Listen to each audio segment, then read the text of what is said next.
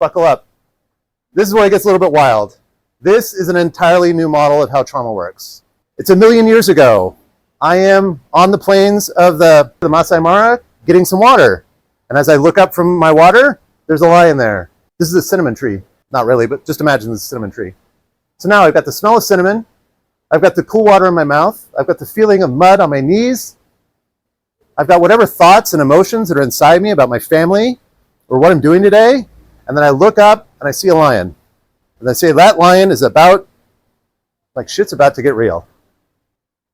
What happens is that there's a portion of the brain that is scans all incoming data for patterns. The amygdala is the part that's scanning for patterns.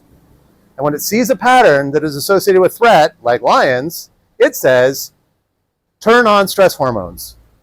Stress hormones are the ones we usually talk about are cortisol and norepinephrine, which is also called noradrenaline in the United States. These stress hormones have an impact on the brain. They go to a place where memories are encoded, which is the hippocampus. It changes the way memories are encoded, and it says encode more stuff at one time. So instead of separating water, cinnamon, and mud, put it all together. So it's water, cinnamon, mud, lion, emotions, family, whatever. All the stuff encoded at once and dropped into the procedural memory system. At the same time, there's a part up here called the prefrontal cortex, which I believe is responsible for that thing that chops experiences up into separate units. That's the part of our brain that says a lion is different than the water it's standing in. That the cinnamon tree is different than the ground that it's planted in. That's the prefrontal cortex. When the stress hormones reach a significant portion, it puts the prefrontal cortex to sleep. It inhibits transmission inside the prefrontal cortex. So that means the part of our brain that chops things up is gone to sleep. Memories are no longer chopped up.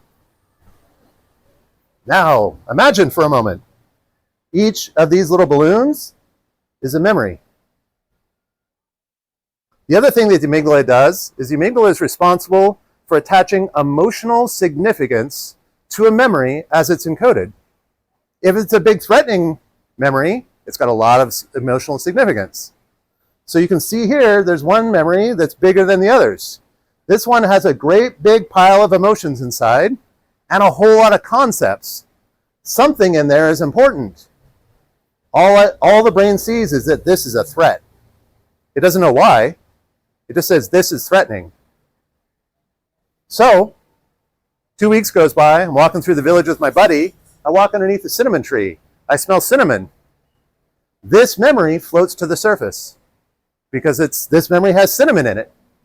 Floats to the surface and says, we have a memory that's associated with cinnamon. Well, we've got a bunch of other ones that are also associated with cinnamon. Which one do I prioritize? We prioritize the big one because the big one has more emotional weight. It's also, I think, prioritized because inside that gigantic memory is some kind of massive threat. And we don't know what it is. Is the cinnamon the scary bit? Is the lion the threatening bit? Is the water in my mouth threatening? I don't know. So, when this memory is accessed, subconscious guy picks up the memory, drops it into a place up here, what we call working memory. That's the place where we're doing stuff right now. So basically it takes the memory from the past, dumps it into our brain right now, and then says, figure it out.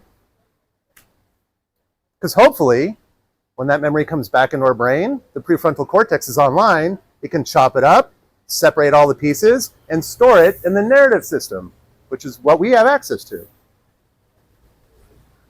But, unfortunately, it comes with all this shit. It comes with all the emotions that were there at the moment of the activation, or of the traumatic moment. It comes with our blood cortisol levels at the moment of the threat. So if our system is not ready for it, the memory comes, it's dumped into current present moment, and then our system skyrockets to the moon again. And now we're triggered again. This is what being triggered is. Being triggered is when one of those big memories got something happened that is associated with one of those big memories.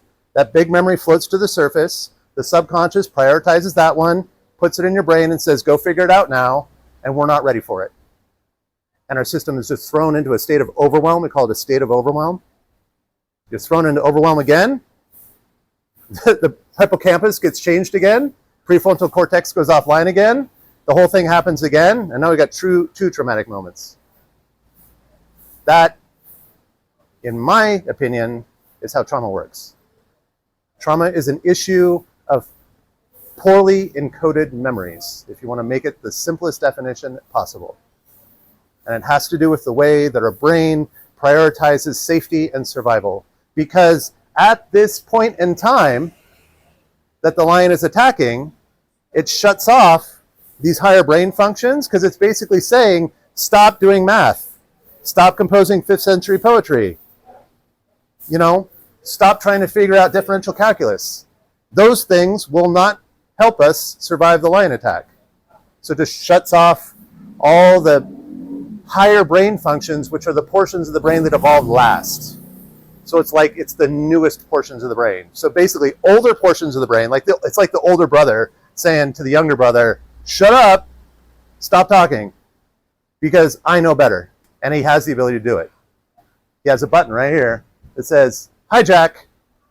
I don't trust you to take care of the situation, so I'm going to push that button. I'm going to put you to sleep. I'm driving the bus now. But the problem is, this is a 5-year-old. He's got the emotional maturity of a 5-year-old, and he will drive the bus like a 5-year-old. So if you've ever had a moment where something happened and your emotions went high really fast, and then you kind of wake up afterwards and you're just like your life is in ruin around you, and then you're just like, what happened? That's this.